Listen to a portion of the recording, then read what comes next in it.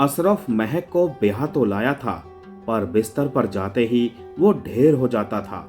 महक के अरमान पूरे नहीं होते थे।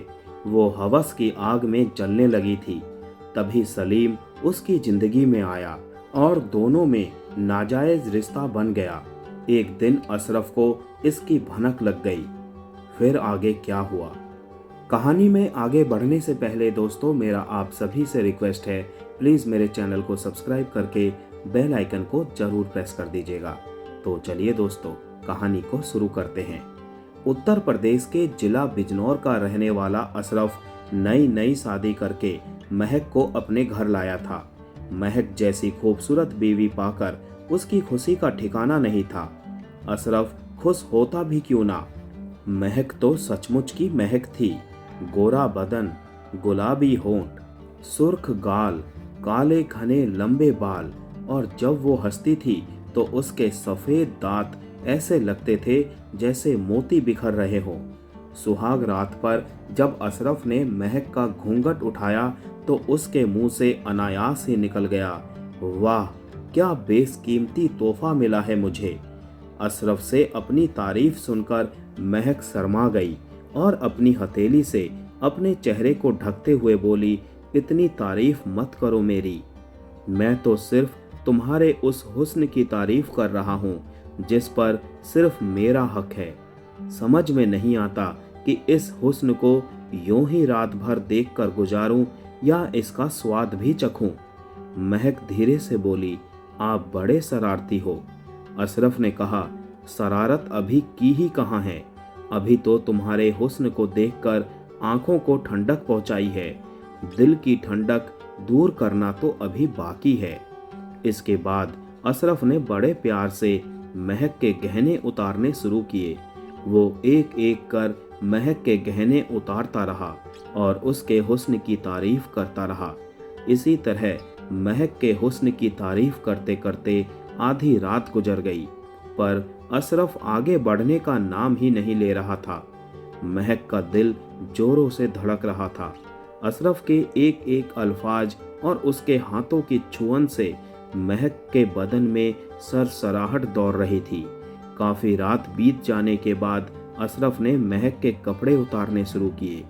महक के गोरे और कमसिन बदन को देखकर अशरफ धीरे धीरे आगे बढ़ रहा था। वो उसकी नाभि पर अपने गर्मा गर्म होंठ रखकर उसे चूम रहा था। महक मदहोश होती जा रही थी। उसने हिम्मत करके अशरफ को अपने ऊपर खींच लिया, पर ये क्या, अशरफ अभी उसके शरीर में उतरा ही था कि तभी ढेर हो गया। वो करवट लेकर लेट गया। महक अशरफ की इस हरकत पर हैरान रह गई। उसके तन बदन में तो मानो आग लगी हुई थी, पर उसका शौहर तो शुरू होने से पहले ही ढेर हो गया था। महक अशरफ के उठने का इंतजार कर रही थी, क्योंकि अशरफ उसके तन बदन में आग सुलगाकर खुद लुढ़क गया और उसे हवस की आग में जलता हुआ छोड़ दिया। काफी देर बाद अशरफ फिर उठा और महक से बोला, मैं थक गया हूँ, आज मूड सही नहीं है, हम कल सारी कसर पूरी करेंगे। महक अशरफ के चेहरे को गौर से देख रही थी और सोच रही थी, क्या अरमान संजोए थे सुहाग रात के, और क्या हो गया। ये अब रोज की बात हो गई। अशरफ बिस्तर पर बातों से महक को खुश करने की कोशिश करता रहता था, कभी उसकी खूबसूरती की तारीफ करके तो कभी उसे गले लगाकर या फिर उसे अपनी बाहों में भरकर। पर जब महक का दिल करता कि अशरफ उसकी जिस्मानी भूख मिटाए तो अशरफ वक्त से पहले ही ढेर हो जाता और महक के तन बदन में आग लगाकर उसे जलता हुआ छोड़ देता। काफी दिनों तक ऐसा ही चलता रहा। अब महक को अशरफ की हरकतों पर गुस्सा आने लगा था। उसने एक दिन अशरफ से बोल ही दिया, तुम अपनी आग को तो शांत कर लेते हो, पर मेरी आग को भड़काकर बीच रास्ते में ही मुझे तन्हा छोड़ देते हो, ऐसा कब तक चलेगा। अशरफ बोला, मैं रोज तो तुम्हें खुश करने के लिए सेक्स करता हूँ, बताओ क्या हम एक दिन भी बिना सेक्स के रहे हैं, और मैं कितना सेक्स करूं। महक बोली, हाँ सेक्स करते हो, पर तुम सिर्फ अपनी ख्वाहिश का ख्याल रखते हो, मेरा नहीं। तुम्हारा तो रोज हो जाता है, पर मुझे संतुष्ट कौन करेगा? मेरा भी दिल है, मेरी भी उमंगें हैं। तुम तो अपना करके एक तरफ को मुंह करके सो जाते हो और मुझे सुलगता हुआ बीच रास्ते में ही छोड़ देते हो। अशरफ झल्लाते हुए बोला, करता तो मैं रोज हूँ, और कितना करूँ? मैं भी इंसान हूँ, कोई जानवर नहीं। महक समझ गई कि उसे खुश करना अशरफ के बस की बात नहीं है। वो सिर्फ बातों से ही उसे खुश करना जानता है। महक अशरफ की बात सुनकर हैरान रह गई। उसने अपने जज्बात को दफन कर दिया और चुप रहना ही बेहतर समझा। कई महीनों तक ऐसा ही चलता रहा। जिस्मानी सुख न मिलने की वजह से और दिन रात अशरफ की अधूरी हरकत सोचते रहने से महक के सिर में दर्द रहने लगा। महक पूरी तरह टूट चुकी थी। उसकी समझ में नहीं आ रहा था कि वो क्या करे, किससे अपना दुखड़ा रोए, कौन उसकी सुनेगा। उल्टा उसे ही बदचलन सेक्स की प्यासी कहेगा। एक दिन महक अपनी छत पर कपड़े उतारने गई। शाम का समय था। महक ने हल्का गुलाबी रंग का सूट पहना हुआ था। वो छत पर टंगे कपड़े उतार ही रही थी कि उसका दुपट्टा नीचे गिर गया। महक ने इधर उधर देखा कि कोई है तो नहीं कि तभी उसकी नज़र पड़ोस वाली छत पर खड़े सलीम पर पड़ी, जो अपनी हसरत भरी निगाहों से महक की खूबसूरती को ताड़ रहा था।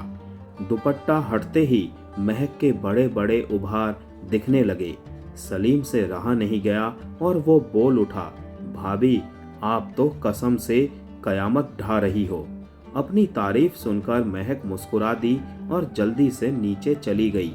सलीम मन ही मन सोच रहा था कि महक उसके प्यार के जाल में फंस सकती है और अपने खूबसूरत बदन की खुशबू उसे भी दे सकती है। सलीम वैसे तो अशरफ के घर पर कम ही आता जाता था, पर अब वो किसी न किसी बहाने उसके घर आने जाने लगा। सलीम एक अमीर बाप की औलाद था, जो अपने रहन सहन और घूमने फिरने पर काफी ज्यादा पैसा खर्च करता था।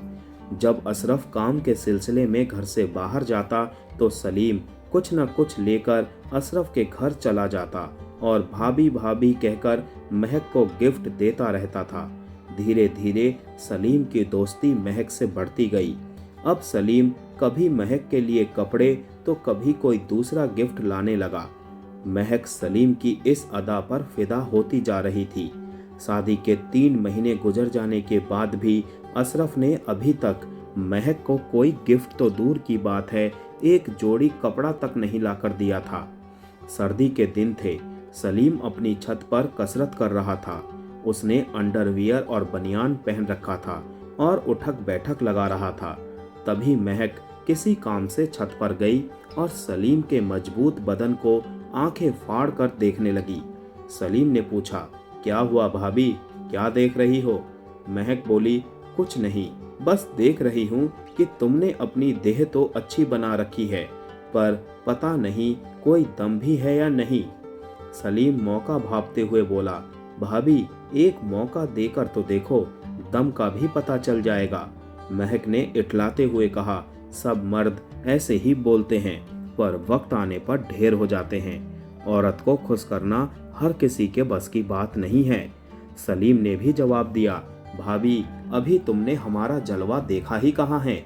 इजाजत दो तो मैं अभी आ जाऊं तुम्हारी छत पर। महक हंसते हुए बोली, ठीक है, तो आ जाओ, हम भी तो देखें कि कितना दम है तुम्हारे अंदर। सलीम ने बिना वक्त गवाए दीवार फांदी और महक को अपनी मजबूत बाहों में जकड़ लिया। इससे पहले कि महक कुछ बोल पाती, सलीम ने अपने गर्म होठ महक के गुलाबी होठों पर रख दिए और उन्हें चूसने लगा। सलीम की इस हरकत से महक मदहोश होने लगी, तो उसने भी सलीम के मजबूत शरीर को अपनी बाहों में कसकर भर लिया।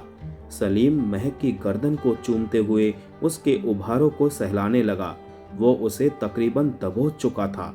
दोनों के बदन एक दूसरे से रगड़ खाने लगे थे। वो महक पर हावी होने लगा था। दोनों की गर्म सांसें एक दूसरे से टकराने लगी थी। महक सिसक उठी। सलीम ने तभी महक को छत पर लिटा दिया और उसके कपड़े उतारकर बदन से खेलने लगा। थोड़ी ही देर में वे दोनों सर्दी के इस मौसम में पसीने से सारोबार हो गए। सलीम महक पर पूरी तरह हावी हो चुका था। महक थक चुकी थी, पर सलीम अभी भी नहीं रुका था। कुछ देर बाद दोनों निढाल हो गए। सलीम ने जल्दी से कपड़े पहने और फौरन दीवार फांदकर अपनी छत पर चला गया। महक ने भी जल्दी जल्दी अपने कपड़े पहने और वो भी नीचे आ गई। वो अपने बिस्तर पर लेटकर सलीम के बारे में सोचने लगी और मुस्कुराने लगी। अब तो महक पूरी तरह से सलीम की कायल हो चुकी थी। सलीम से मिले जिस्मानी सुख को वो भूल नहीं पा रही थी। अब महक और सलीम को जब भी मौका मिलता वो एक दूसरे से अपनी जिस्मानी जरूरत पूरी कर लिया करते थे। महक के सिर का दर्द खुद ब खुद ठीक हो गया। अब वो महकने और चहकने लगी। सलीम महक को जिस्मानी सुख तो दे ही रहा था, साथ ही उस पर काफी पैसा भी लुटा रहा था। दोनों की प्रेम कहानी अब तूल पकड़ने लगी थी, तो अशरफ को भी इस बात का पता चल गया। उसने महक को काफी समझाया, पर वो नहीं मानी। थक हार कर अशरफ ने पंचायत बुलाई, जिसमें सलीम और अशरफ के साथ महक भी आई।